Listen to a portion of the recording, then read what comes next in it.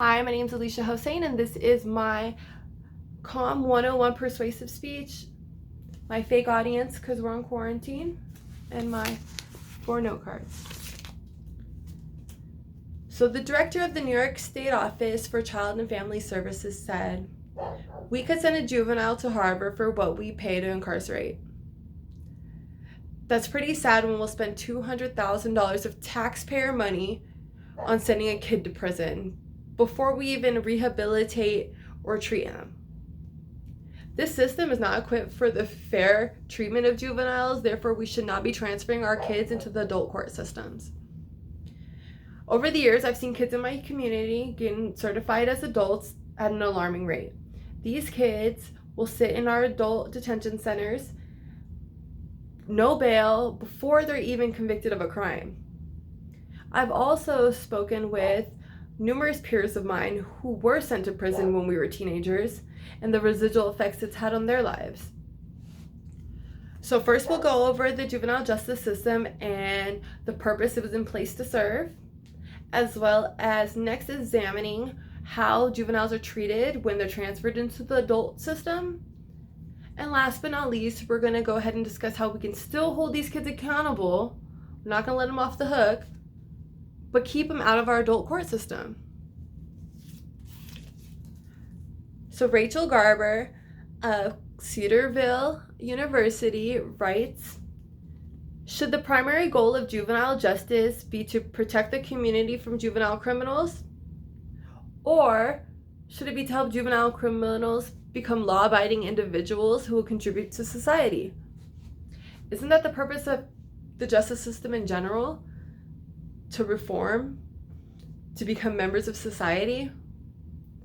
Well, the first juvenile court was made in 1899 in Cook County, Illinois, but it wasn't until 1974 when the Juvenile Justice and Delinquency Prevention Act was passed that these states had funding in order to invoke these kind of programs in the community. These programs are really important because behind every single one of these children is underlying factors that contribute to their delinquency.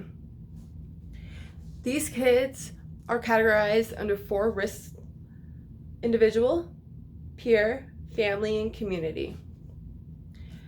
Things that I've seen personally in my community are kids that grow up in dysfunctional homes, homes where they're abused, homes where there's domestic abuse, homes where there's also drug abuse, or parents that are in and out the system as well.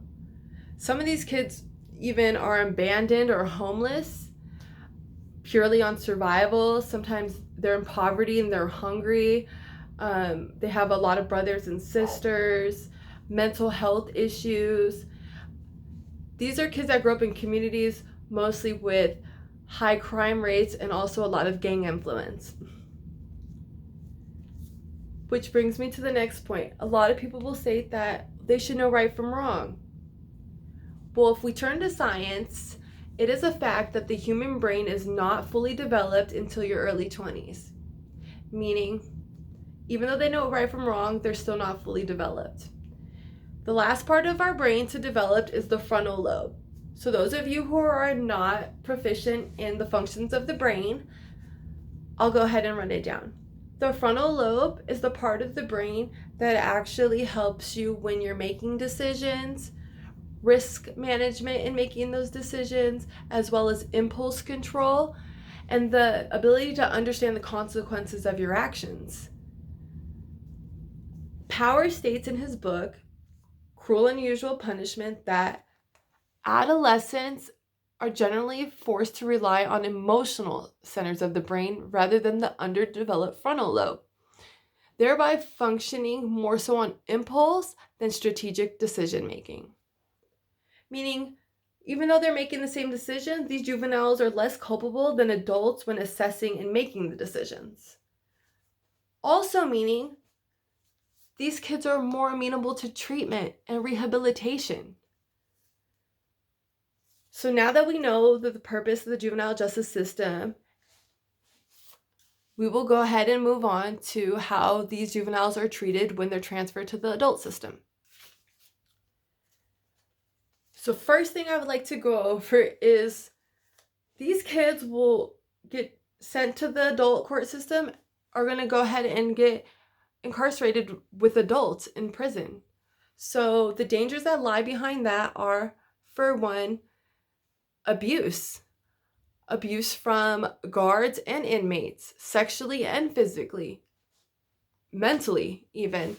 And for the states that house them separately in solitary confinement, that's really not much better. That means locking a kid at their developmental stages in a little room with no windows, no interaction with anybody for 23 hours a day for their safety. These kids are also not obliged education because 40% of these jails don't have any education services for juveniles. Also, the guards in the facility are not trained to treat juveniles or to deal with them. All of this, no mental health, equals lack of development and skills. So when they go to transition into the real world, it's usually hard and they usually reoffend based on that they're institutionalized already. So these sentences that they face in adult court differ from juvenile court. They're not faced on rehabilitation, they're faced on punishment. So judges have to impose mandatory sentences depending on the crimes, meaning a crime a kid commits at 12 can get mandatory minimum 15 to 20 years. All of this is also spending our taxpayer money while we house them while they're incarcerated. So early intervention, preventing high-risk youth from engaging in repeat criminal activities can actually save the public not only like the dangers, but also money, taxpayer money.